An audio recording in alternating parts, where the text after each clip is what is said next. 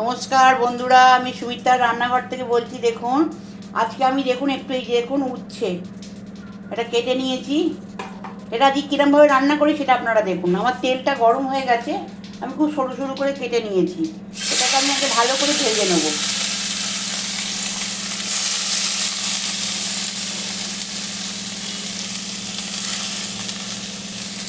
এটাকে ভালো করে বন্ধুরা আমি আগে একে ভেজে নিই। আপনারা করে খেয়ে দেখবেন, অতি উত্তম হয়, অতি খুব সুন্দর হয়।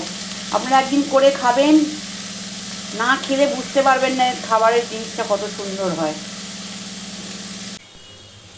দেখুন বন্ধুরা, উচ্ছেটা আমার মোটামুটি এরমভাবে ভাজা হয়ে গেছে।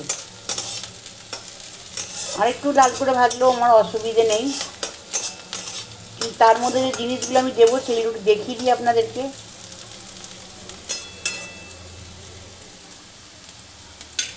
এতে দেবো বন্ধুরা একটা টমেটো, বড় একটা টমেটো। তার মধ্যে দেবো আমি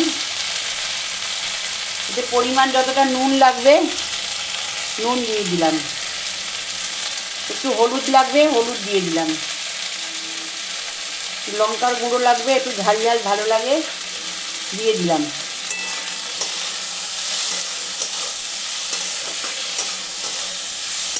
দিয়ে এটাকে আমি রেডি করে নিই আগে ভালো করে বন্ধুরা।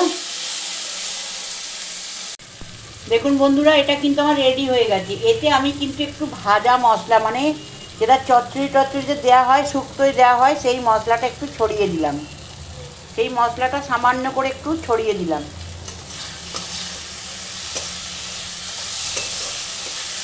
পাঁচফোড়ন সর্ষে দিয়ে আমি মশলাটা তৈরি করেছিলাম। এটা আমি শুক্তোতেও দিই, চচ্চড়িতেও দিই। দেখতে পেলেন এই রেসিপিটা।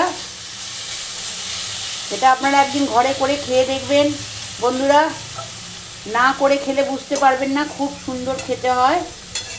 এই রেসিপিটা যদি আপনাদের ভালো লেগে থাকে আপনারা আমায় সাবস্ক্রাইব করবেন, সাইডে থাকা বেলটা দাবিয়ে দেবেন, লাইক করবেন, শেয়ার করবেন, কমেন্টে অতি অবশ্যই লিখবেন। আমি তার রান্নাঘর থেকেই বললাম। নমস্কার বন্ধুরা।